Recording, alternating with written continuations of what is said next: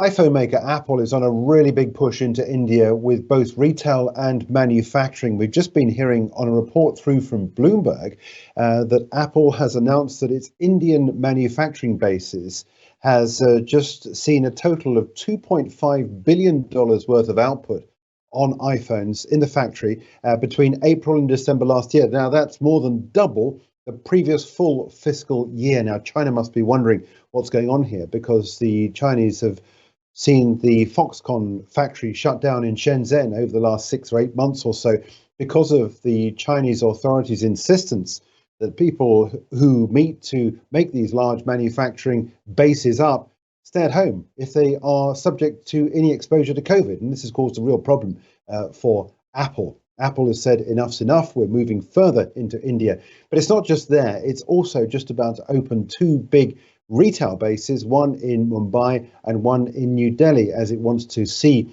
Apple push further into the Indian retail market. Let's take a look at the Apple share price chart because all sessions on the IG platform, it is up for a second day. It bounced off this line here at $125. Now, it's disappeared below that over the last week intermittently. This represents the move down that we've had. Also, the point at which it becomes a market cap company which is worth less than $2 trillion. Now, that also saw a 32.27% decline from the record highs we had back in Apple stock back in January 2022. So last year was a disaster so far as Apple stock was concerned, and culminating in this drop below the $2 trillion mark. Since then, we've seen interest in the company, and it's bounced back for a second day on this news from India on both manufacturing and retail.